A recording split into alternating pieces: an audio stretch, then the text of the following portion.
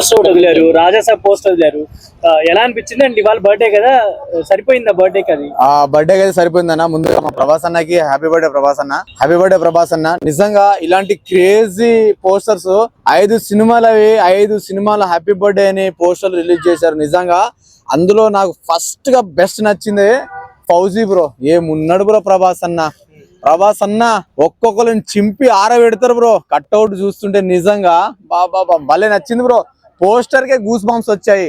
ఎన్ని కల్కి నుంచి వచ్చింది, సలార్ నుంచి వచ్చింది, ప్రతి చోట ప్రతి ప్రాజెక్ట్ నుంచి ఒక్కొక్క పోస్టర్ రిలీజ్ చేశారు.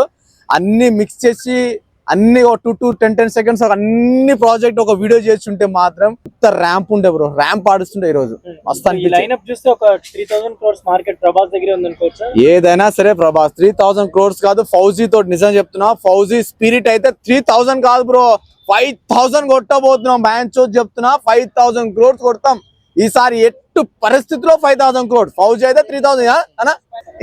పుష్ప ఏంది బ్రో, ప్రతిసారి పుష్పతో లాగ్ చేస్తారేం బ్రో. పుష్ప సినిమా వేరు బ్రో.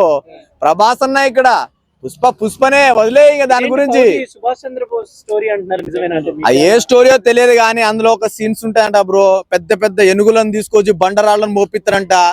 వాళ్ళని ఒక్కొక్కరు ఉతికి ఆరేస్తాడు మన ప్రభాస్ అన్న. అది సినిమా ఎట్లుంటుందో దేవునికి ఎరక బ్రో. రాజాసాబ్ పోస్టర్ ఎలా అనిపించింది? అంటే చాలా కలర్ఫుల్ గా ఉన్నాడు డార్లింగ్. రాజాసాబ్ కలర్ఫుల్ గా ఉన్నాడు. ఇంకా చూస్తుంటే లవర్ బాయ్ వింటేజ్ ప్రభాస్ ని చూసినట్టుంది బ్రో. నాకైతే మంచి నచ్చింది. ప్రభాస్ అన్న మాత్రము ఈసారి రాజాసాబ్ January 9th నుండి రచ్చ మామూలుగా ఉండదు. సంక్రాంతి ఏ సినిమా స్టార్ కి అందరికి స్టార్ నేనే, రెబల్ స్టార్ అని పెట్టాడు హింట్.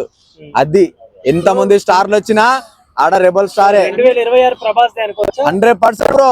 ఫౌజీ ఉంది వెంటే ప్రాజెక్ట్స్ తర్వాత సలార్ ఊచకోత ఇవన్నీ సైలెన్స్ మూవీలు అయిన తర్వాత నరుకుడే తర్వాత అది ఎట్లుంటుంది